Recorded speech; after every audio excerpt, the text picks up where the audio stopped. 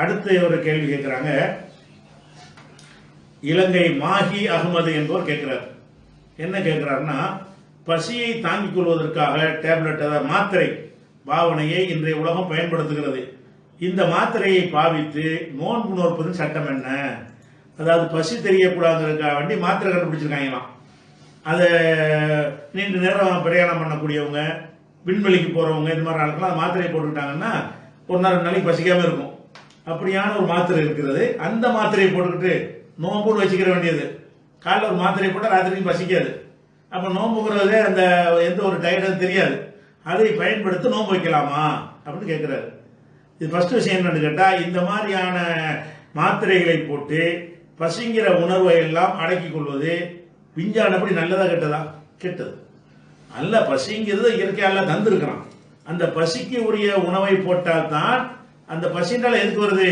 போதுமான சத்து உனக்கு இல்லை, இதை அந்த சத்தை கொடு என்பதற்காகத்தான் அந்த குடல் என்ன செய்யுது, நமக்கு சிக்னல் கொடுக்கிறது. அப்படிப்பட்ட நேரத்தில் மாத்திரையை இப்போ நோம்புக்கு தனியாக விட்டுருவோம். பொதுவாகவே இந்த பசியை நிப்பாட்டக்கூடிய மாத்திரைன்னு ஒன்று இருந்தால் அதை போட்டால் கண்டிப்பாக அது என்ன செய்யும்? சைடு எஃபெக்டை தரும். அந்த இன்பங்களை இழந்துடக்கூடாது. சாப்பிட்றதுங்கிறது ஒரு இன்பம். சாப்பிடுவது என்பது அல்லாஹ் கொடுத்திருக்கிற ஒரு பாக்கியம். அந்த பாக்கியத்தை இழந்து டெய்லி மாத்திரை போட்டுட்டு எனக்கு பசியே வராதுன்னு சொல்லி இருந்தோமே, ஆனால் அது மார்க்கத்தில் கண்டிக்கப்படுது. எப்படி கண்டிக்கப்படுது? இப்போ ரசூல் ஸல்லல்லாஹு அலைஹி வஸல்லம் சஹாபாக்கள் யுத்தத்துக்கு போறாங்க. யுத்தத்துக்கு போகும் பொழுது பிரயாணத்தில் போறாங்க. போகும் பொழுது அவங்களுக்கு இல்லற குடும்ப மனைவிகள்லாம் இருக்க மாட்டாங்க. அப்போ அந்த மாதிரியான ஒரு உணர்வுகள், அந்த தாம்பத்தியம் சம்பந்தப்பட்ட உணர்வுகள் வரும் பொழுது அப்ப என்ன செய்யறது? ரசூலுல்லாஹ் கேட்கறாங்க, அல்லாஹ்வுடைய தூதரே, எங்களுக்கு வேற மாதிரி எண்ணங்கள்லாம் வருது, நாங்க ஆண்மை நீக்கம் செஞ்சுக்கிறோமா? அல்லா நஸ்தசிய, நாங்க ஆண்மை நீக்கம் செஞ்சிட்டோம்னு சொன்னா எங்களுக்கு அந்த எண்ணமே வராது, நாங்க மட்டும் நல்லா யுத்தம் செஞ்சுட்டு இருப்போம், பொம்பளை ஆசை எங்களுக்கு வராது அப்படின்னு சொல்லி புகாரில 5075வது ஹதீஸ். அதுல என்ன கேட்கறாங்கன்னா, அல்லா நஸ்தசியார சொல்லலாம், நாங்க எங்களுக்கு பெண்கள் இல்லாம இருக்கிறாங்க, ஊர்ல இருக்கிறாங்க மனைவிமாரெல்லாம், இப்ப ஆண்மை நீக்கம் செஞ்சிட்டோம்னு சொன்னா அது எங்களுக்கு நல்லா இருக்கும் கேட்கறாங்க. அப்ப ரசூல் ஸல்லல்லாஹு அலைஹி வஸல்லம் தடுத்துறாங்க. தடுத்தது மட்டும் இல்லாம ஒரு ஆயத்தை ஆதாரமாக ரசூலுல்லாஹ் ஆதாரம் காட்டுறாங்க. அவங்களே பேசுறது வகி தான். அவங்க ஒரு குர்ஆன்ல இருந்து ஒரு வசனத்துக்கு ஆதாரம் காட்டுறாங்க. எப்படி காட்டுறாங்க? யா அய்யுஹல்லதீன ஆமனு, நம்பிக்கை கொண்டவர்களே, லா துஹர்ரிமூ, நீங்க ஹராமாக்கி விடாதீர்கள், த்வையிபாத்தி மா அஹல்லல்லாஹு லக்கும், அல்லாஹ் உங்களுக்கு ஹலாலாக்கின ஒன்றை நீங்கள் ஹராமாக்கிறாதீங்க, உலா தாக்குது வரம்பு மீறாதீங்க. அல்லாஹ் வரம்பு மீறின ஆட்களை விரும்ப மாட்டான். மாயிதாவுல 5வது சூறாவுல 87வது வசனம். இந்த வசனத்தை வாசிச்சு காட்டி ரசூலுல்லாஹ் சொல்றாங்க, அல்லாஹ் குடும்ப வாழ்க்கையில ஈடுபடுறதுக்கு ஒரு பாக்கியத்தை வந்திருக்கிறான். நீ போட்டு ஆண்மணிக்கு செஞ்சுட்டு அதை இழந்துட்டு ஏன் வரவு மீற?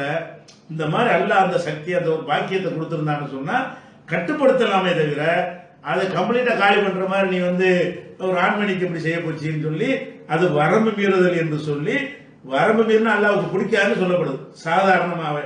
அப்ப இது எப்படி இன்பமா இருக்கிறதோ அதே மாதிரி நாக்குக்குரிய இன்பம் எது? சாப்பிடுறதுதான். வயிற்றுக்குரிய இன்பம் எது? சாப்பிடுறதுதான். அதுக்குன்னு எல்லாம் ஒரு இன்பத்தை கொடுத்துருக்கும் போது அது எனக்கு தேவையில்லை, நான் மாத்திரை போட்டுவிட்டேன் அப்படின்னு இருந்தால் இது வரம்பு மீறலாம் இல்லையா? சாதாரண நோன்பு விட்டுருங்க, சாதாரணமா செய்யக்கூடாது. சாதாரணமாகவே அல்லாஹ் குழு வருஷம் நல்லா சாப்பிடுங்க குடிங்கன்னு சொல்றான்.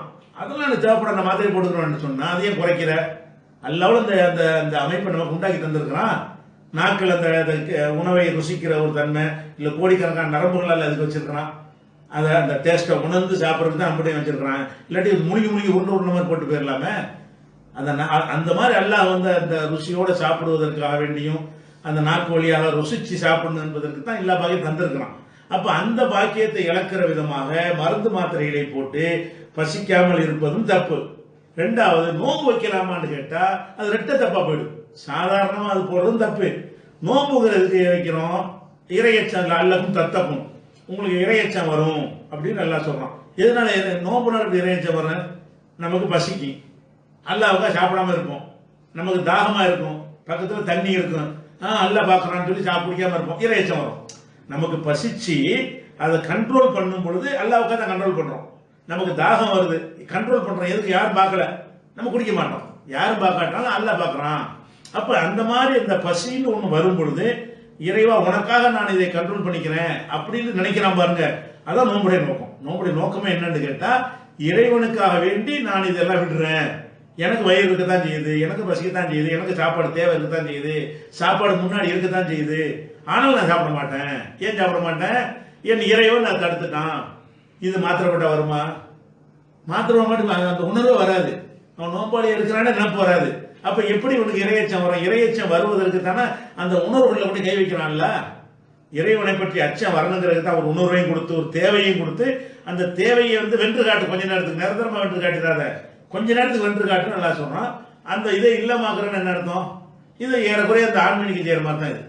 இது என்ன மாதிரி விளையாட்டு சொன்னா, அந்த ஆன்மீக உணர்வை நான் கட்டுப்படுத்துவதற்காக வேண்டி ஆன்மீக நீக்கிக்கிறோம் என்று சொல்வது எப்படிப்பட்ட காரியமோ அந்த மாதிரியான காரியமாகத்தான் நோன்புக்காக வேண்டி மாத்திரை போடுவதும் சும்மா பசி தெரியாம இருக்கிறதுக்கு மாத்திரை போடுவதும் தப்பான காரியம் செய்யக்கூடாது. இன்னும் சொல்ல போனா அல்லாஹ் குர்ஆன்ல சொன்னா வலா துல்குபி ஐதீக்கும் இல தஹலுகா 295 வசனத்தில் சொல்றான், உங்களுடைய கரங்களை நாசத்தில் போட்டுறாதீங்க, உங்களை நாசமாக்கிறாதீங்கிறான். இது நாசமாக்குறது தான். அதாவது எப்ப இந்த மாதிரி மருந்து மாத்திரைகளை போட்டு நம்ம உடம்பை தேவையில்லாம கெடுத்துக் கொள்றோமோ அது ஒரு நாசம். அதை வழங்கி கொள்ளணும்.